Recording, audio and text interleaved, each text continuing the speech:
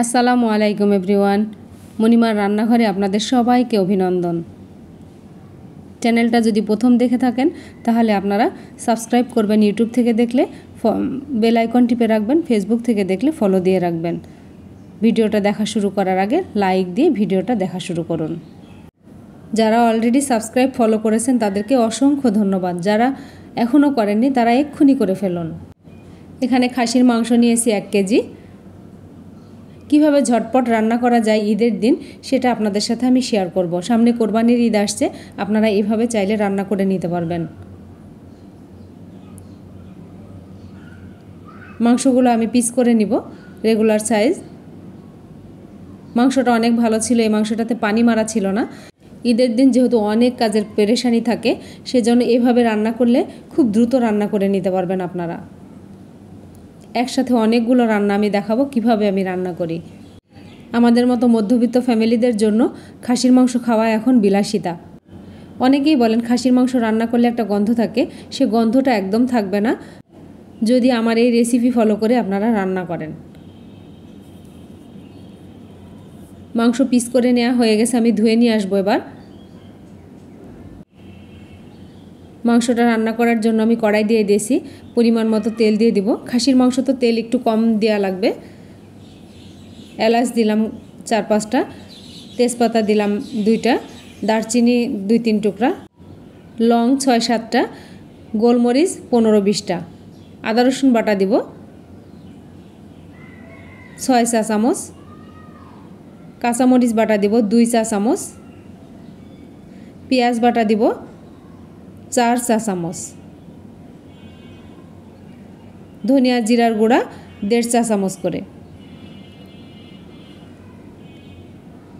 হলুদের গুঁড়া পরিমাণ মতো, লবণ স্বাদ মতো দিয়ে মশলাটা খুব ভালো করে ভুনা করে নেব কাঁচা গন্ধ চলে যাওয়া পর্যন্ত। শুকনো মরিচের গুঁড়া দিলাম। ঝালটা সবসময় বুঝে দিবেন নিজেদের স্বাদ মতো। মাংস দিয়ে দিলাম। এবার খুব ভালো করে মাংস কষিয়ে নিব। এটা হতে থাক, ততক্ষণ আমি খিচুড়ির জন্য প্রসেস করব। ভুনা খিচুড়ি করব যেহেতু পোলাও চাল দিয়ে। মাংসটা একটু নেড়ে দিব। মাংসটা খুবই ভালো ছিল। আমি এখানে কেনা মাংস এত ভালো কখনো পাইনি। যে ডালটা ভেজে রেখেছিলাম সেটা পোলাওর চাল আর ডালটা ধুয়ে নিয়েছি। চাল যতটুকু লাগবে নিজেদের পরিমাণ মতো নিয়ে নেবেন। আমি এখানে পরিমাণ মতো তেল দিয়ে দিব। আদা কুচি দিলাম, পেঁয়াজ মোটা করে কেটে রাখা দিলাম, রসুনের কোয়া করে রাখা দিলাম, অর্ধেকটা দিয়েছি, বাকিটা আরও পরে দিব আমি। গোটা জিরা দিলাম 1 চা চামচ। একটু স্মেল ছড়ানোর পরে আমি এখানে চাল দিয়ে দেব। চালটা পানি ঝরিয়ে রেখেছিলাম সেটা আমি দিয়ে দিলাম এখন। খুব ভালো করে আমি চালটা ভুনা করে নেব। হলুদ দিলাম পরিমাণ মতো। এই সময় হলুদ দিলে খিচুড়ির কালারটা খুব সুন্দর হয়। মাংসটা নেড়ে দিচ্ছি। দেখেন আমি মাংস চুলায় দেওয়ার পরে আমি এতটুকু পানি দেইনি, মাংসের পানিটা একদম শেষ হয়ে গেছে। এরপরে আমি পানি অ্যাড করব। মাংসের কাঁচা মাংসের পানিটা থাকা অবস্থায় কখনোই পানি দিবেন না, তাহলে মাংসের স্বাদ খারাপ হবে। এখানে আমি গরম মশলা দিয়েছিলাম না, তেল তেতে গেছিলো, সেজন্য গরম মশলাগুলো দিয়ে দিলাম, তেজপাতা, গরম মশলা। চাল ভুনা করা হয়ে গেছে, আমি এখানে পানি দিয়ে দিব, মেপে পানি দিব। চাল নিয়েছি আমি 2 পট, সেখানে আমি দিব 4 পট পানি।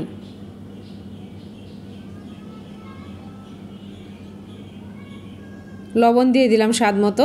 কাঁচামরিচ ফালি করে রেখেছিলাম সেটা দিয়ে দিলাম। আর বাকি পেঁয়াজ রসুন যেটা রাখছিলাম সেটা এখন দিয়ে দিলাম। এই সময় পেঁয়াজ রসুনটা দিলে দেখতে ভালো লাগে এবং খেতেও খুব ভালো লাগে। এ ফাঁকে আমি মাংসটা আর একটু নেড়ে দিব। পানি কমে গেছে, আবারও একটু পানি দিয়ে দিব। পানি একদম শুকিয়ে যাওয়ার পরে পানি দিবেন, আর মাংস কখনোই ঢাকবেন না। চালটা একটু নেড়ে দিলাম, সেদ্ধ হওয়া পর্যন্ত আমি অপেক্ষা করব। মাংসে আবার পানি দিয়ে দিলাম।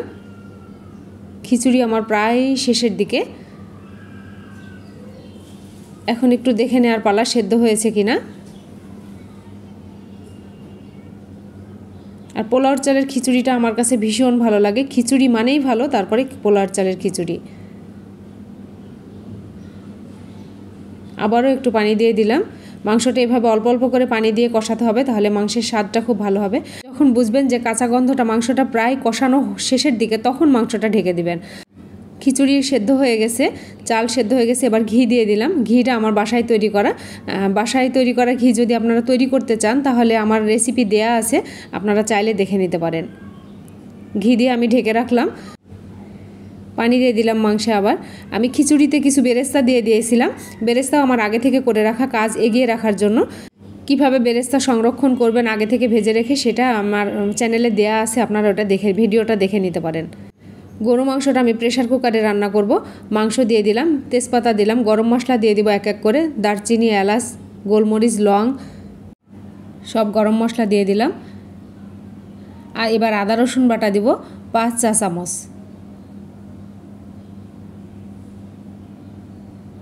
গরু মাংস এখানে 1 কেজি নিয়েছি আমি। এবার পেঁয়াজ বাটা দিব। পেঁয়াজ বাটা দিলাম 4 চা চামচ। মাংসের পরিমাণ এখানে 1 কেজি নিয়েছি।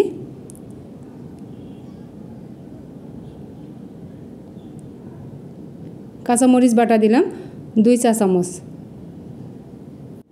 আমি খিচুড়ির সময় বলতে ভুলে গেছি, আমি ডাল দিয়েছি কিন্তু মুগ ডাল। পোলার চালের সাথে মুগ ডালটা খুব বেশি ভালো লাগে। এখানে ধনিয়া জিরার গুঁড়া আমি 1.5 চা চামচ করে দিয়েছি। হলুদ পরিমাণ মতো, শুকনো মরিচের গুঁড়া 1/2 চা চামচ। গরু মাংসে পাঁচফোড়নের গুঁড়াটা খুব ভালো লাগে। লবণ দিলাম স্বাদ মতো। পাঁচফোড়নের গুঁড়া দিয়েছি সামান্য পরিমাণ। সরিষার তেল দিলাম। আর এই খাঁটি সরিষার তেলটা যদি আপনারা পেতে চান, আমার মণিমার কালেকশন পেজে যেয়ে আপনারা অর্ডার করতে পারেন। মাংস খুব ভালো করে মাখিয়ে নিয়ে আমি এবার পরিমাণ মতো পানি দিব। পানির পরিমাণটা এখানে খুব কম দিব, যতটুকু ঝোল রাখবো ঠিক সেই পরিমাণ পানি দিব। এটা আমি মাখিয়ে রান্না করছি। প্রেসার কুকারে ঢাকনাটা আটকে দিলাম। সিটি আসা পর্যন্ত অপেক্ষা করব। এর মাঝে আমি খাসির মাংসটা আমি আরেকটু নেড়ে দিব। একদম এমন ঝোল শুকিয়ে যাওয়ার পরে আবার পানি দিতে হবে। এখন একটু পানি দিয়ে দিলাম আবার। আমি এই মাংসটা বেশি ঝোল রাখবো না, একদম কষানো করে রান্না করব।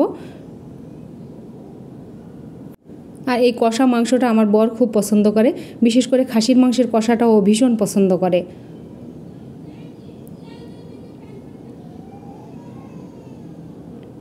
আমার প্রেসার কুকারে সিটি এসে গেছে। আমার খাসির মাংস সেদ্ধ হয়ে গেছে, রান্না কমপ্লিট। এই যে এরকম মাখো মাখো করে রাখছি। 1 চা চামচ ভাজা জিরার গুঁড়া দিয়ে দিলাম। দিয়ে এবার খুব ভালো করে মিশিয়ে দিয়ে আমি ঢেকে রাখবো, যেন জিরার ফ্লেভারটা খুব ভালো থাকে। গরু মাংসের সিটি হয়ে গেছে, 4টা সিটি দিয়েছি আমি। সিটিটা বের করে দিব এখন। দিয়ে আমি দেখব যে মাংস সেদ্ধ কেমন হয়েছে এবং ঝোল কেমন আছে, তারপরে আমি ফিরে আসব। আর এদিকে আমার খাসির মাংস রান্না অলরেডি কমপ্লিট। দেখেন কি সুন্দর কালার আসছে। আমি বাটিতে ঢেলে আর পরিবেশন করব না, এভাবে আমি দেখাচ্ছি। খেতেও অসাধারণ হয়েছে। টাটকা মাংস রান্না করার আসলে মজাই আলাদা। একদম কষায় রান্না করেছি, খাসির মাংস কষা।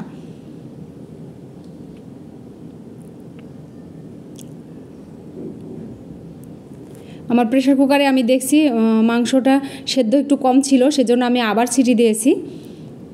এরপরে আমি 2টা সিটি দিয়ে আমি নামিয়ে নিব। যে গ্যাস বের করে দিয়েছি, এবার খুলে দেখব যে কেমন হয়েছে। যে ঝোল মনে হচ্ছে একটু বেশি আছে, সেক্ষেত্রে আমি একটু জাল করে নিব। একটু জাল করে নিই, যতটুকু পরিমাণ ঝোল রাখবো ঠিক সেই পরিমাণ আমি রেখে দেব। আমার বেরেস্তা করে রাখছিলাম, সেই বেরেস্তাগুলো দিয়ে দিলাম। ভাজা জিরার গুঁড়া দিলাম 1 চা চামচ। একটু গরম মশলার গুঁড়া দিলাম 1/2 চা চামচের মতো। দিয়ে ঢেকে আমি রেখে দেবো এবার, ফ্লেভারটা ভালো থাকার জন্য। পরিবেশনের জন্য এবার নিয়ে আসছি একটা পাত্রে। যে দেখেন ঝটপট কি অসাধারণ একটা রান্না হয়েছে।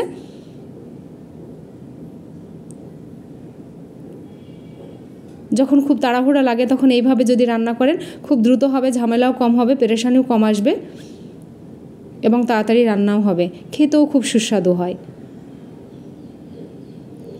আমার এই রেসিপিটা যদি আপনাদের ভালো লেগে থাকে তাহলে ইউটিউব থেকে দেখলে সাবস্ক্রাইব করবেন, বেল আইকন টিপে রাখবেন। ফেসবুক থেকে দেখলে ফলো দিয়ে রাখবেন, তাহলে নতুন রেসিপি আপলোড করার সঙ্গে সঙ্গে আপনারা নোটিফিকেশান পেয়ে যাবেন। লাইক, কমেন্ট, শেয়ার করবেন ফ্রেন্ডস অ্যান্ড ফ্যামিলির মাঝে। যারা নতুন তাদের শিখতে সুবিধা হবে। আপনাদের একটা লাইক, কমেন্ট, শেয়ার আমার রান্নার প্রতি অনেক আগ্রহ বাড়িয়ে দেয়। এতক্ষণ মণিমার রান্নাঘর দেখার জন্য আপনাদের আন্তরিকভাবে ধন্যবাদ জানাই। আগামী রেসিপি নিয়ে আসা পর্যন্ত আপনারা নিরাপদ ও সুস্থ সুন্দর থাকবেন। আমাদের জন্য দোয়া করবেন।